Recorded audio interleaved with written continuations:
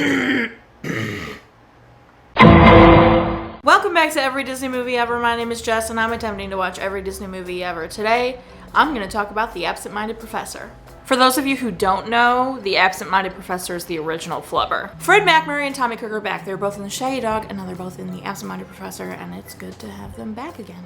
I'm actually going to say right off the bat I didn't like this movie because they kept making light of the fact that the professor forgot his wedding 3 times. They keep saying that he's so smart and so stuck in his science that he, forgot his wedding 3 times and make light of it, and it's like, oh, it's just quirky. It's, no!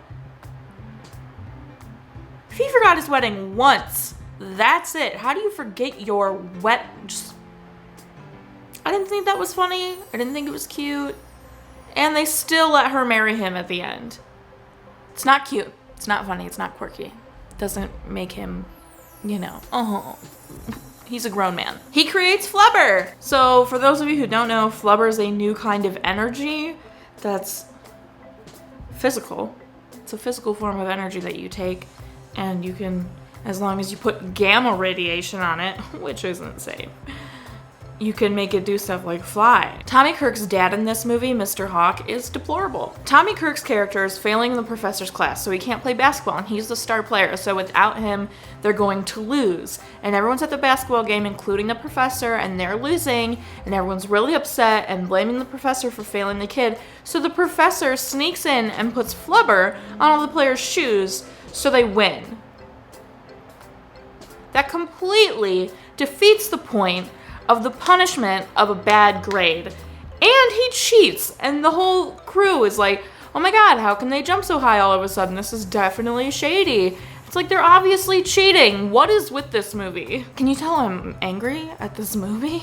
The professor's fiance is with another man who's very interested in marrying her, and they're driving in a car, and the professor takes his car and flies on top of them and starts slamming into their car like a 10-year-old. Basically, I think you can tell I didn't like this movie. The professor goes on to try and give Flubber to the government, and the government comes to see it, but Hawk sabotages that, so then everyone thinks the professor's really stupid and embarrassing, and then everyone finds out that Hawk did steal it, and then he steals it back, and Hawk gets his comeuppance, and the professor takes it to the government awards him, and then he gets married to the woman, and they live happily ever after.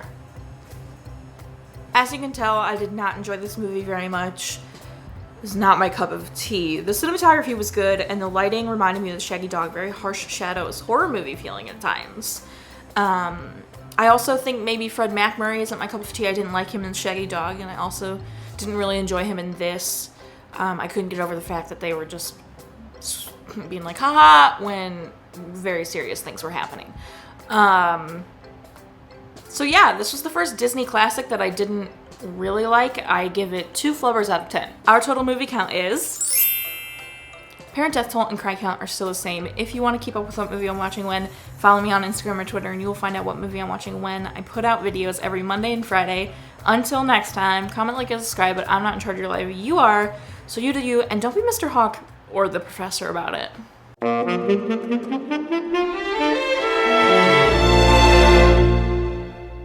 Guaranteed, my mom hates the lipstick.